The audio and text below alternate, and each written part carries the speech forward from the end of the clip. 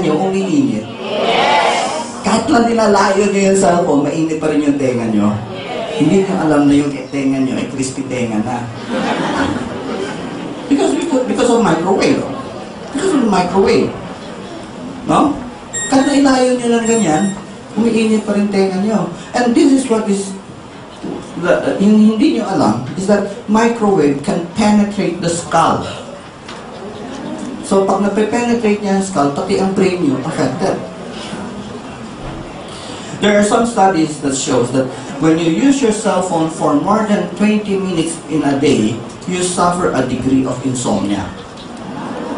Hirap kayo matulog. Nangyari ba sa inyo yun? Now, I'm not saying cell phone is bad. Maganda ang cell phone kasi it's very convenient, high-tech na yun. Without cell phone, nung panahon maliit pa ako, nung binata pa ako, uuwi ako, papadala ako telegrama. Uuwi ako bukas. Dumating na ako, yung telegrama ko, hindi pa dumadating. Ngayon, cell phone is very convenient. No? It's very useful. Now, here, I would like to encourage you to use yung handset. Di ba pag bumibili kayo ng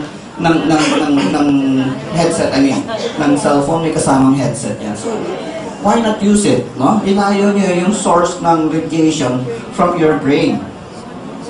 Okay? Now, next, ano pa?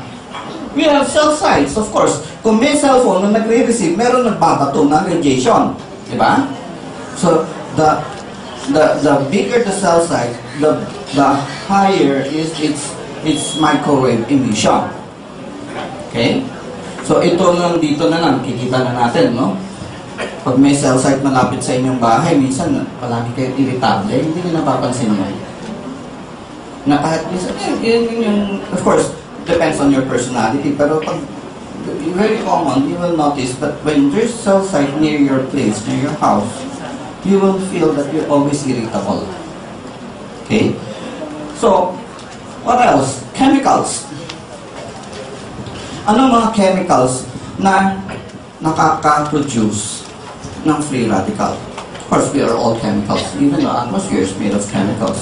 So, anong mga klaseng chemicals na ito? One is the industrial waste. Pansin niyo yan? Minsan may mga planta na tatapon ng indiscriminately ng mga dumi nila sa ilog. Lalo sa Pasig. Kaya yung Pasig, sabi nga nila, 50 years ago, yung Pasig pwede papaliguan. Tingnan nyo, subukan nyo maligo sa Pasig. Di ba? Kadiri na, no? Next, we have also toxic exhaust. Saan galing itong toxic exhaust na ito? Galing sa sasakyan. We have all kinds of free radical na pinuproduce doon. We have what? Nitrous oxide, carbon monoxide, sulfur dioxide. These are free radical per se. Now, let me ask you, alam niyo ba, pag, halimbawa, meron kayong inaantay na prospect dyan sa baba, tumayo kayo doon sa may tabi ng kalsada for 1 minute. Now, if I asked you, alam niyo ba kung gaano karaming particles ng free radical ang na-absorb, na-inhale nyo within that 1 minute? Do you know? Would you know? Can I ask somebody to give a guess? Hulaan nyo daw. Ha? Sa 1 minuto, ilan kaya? It will be no less than 1 million particles. Maliliit ito, ha? We're not talking about something that you see. So small na hindi na natin nakikita ito. No? Kaya yung 1 million is an ordinary number for this kind of atmosphere. Pag nandun kayo sa EDSA, mas marami pa yun. Okay? Now, whatever comes into your nose goes to your lungs. So habang dinadaanan niya, you can imagine that this damages your tissue. Whatever goes to your lung goes to your blood. At dahil dito, pati yung mga ugat-ugat ninyo, nagiging marupok. So pag naging marupok ang ugat, ano nangyayari? Mabilis siyang sumabog. Kaya nagiging common na yun, yung aneurysm. Alam niyo ba ano ibig sabihin ng aneurysm? It is a condition kung saan yung ugat ninyo pumuputok inside. So this is aneurysm. 30 years ago, bihira marinig ang aneurysm. But lately, dumadaming meron ng kaso. Why? Because of free radical. Okay? Now, aside from that, of course, we have the power plant. Mga planta na nag-i-emit ng mga toxic gas. Okay? So, ganun rin ang nangyayari na i-inhale na natin. It is thrown out in the atmosphere at itong nasa atmosphere, nahihinga natin. At it comes in contact with our body. Okay? Next, household chemicals. Sa bahay ninyo, meron kayo nito. Ano ito? Can you guess? Very common to. Halos lahat kayo nito meron. No, not Baygon. Clorox. Clorox. Sino walang Clorox sa bahay? Meron, di ba? Halos lahat meron, no? Saan yung ginagamit ang Clorox? Pang-bleach. Pang-paputi. But at the same time, you use it to clean the bathroom. Right? Sino sa inyo nakaranas, I know, most of you nakaranas maglinis ng banyo. Right? Now, let me describe to you, ano ang nararamdaman. Kunwari, right now, naglilinis tayo ng banyo. Habang nagpupunas ka ng ganyan, ang mata nyo mahapde. Ang ilong nyo parang nasusunog. Ang leeg nyo parang may sumasakal. Ang dibdib nyo parang may nakadagan. And did I describe it right?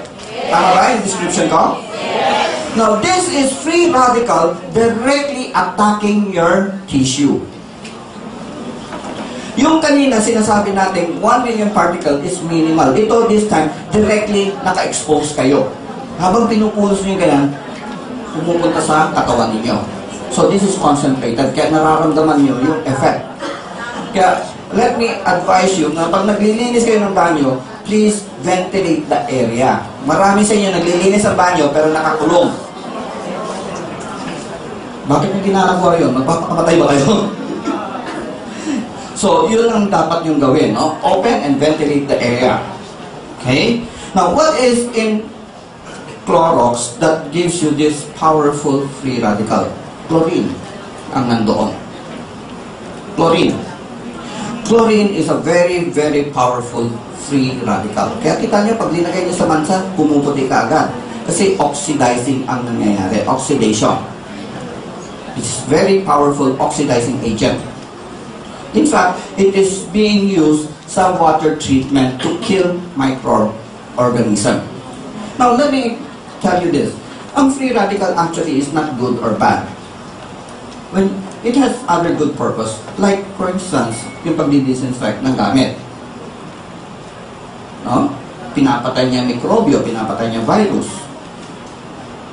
In fact, our body also produce free radical, lalo na sa mga immune system natin. Pag may pumasok na virus, lalapit ang ating T-cell, sasabog yun, pagsabog mo, magre-release yun ng free radical to kill the microorganism na nag-i-invade sa katawan natin. So it's really not really that bad. Pero pag sumobra, of course, may negative effect.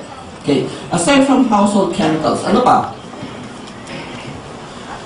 We have food. Paano yung food na ito? Bakit pati pagkain, maraming free radical? Yes, maraming free radical ang food. Preservatives, for instance. Sarap, no? Sarap, no?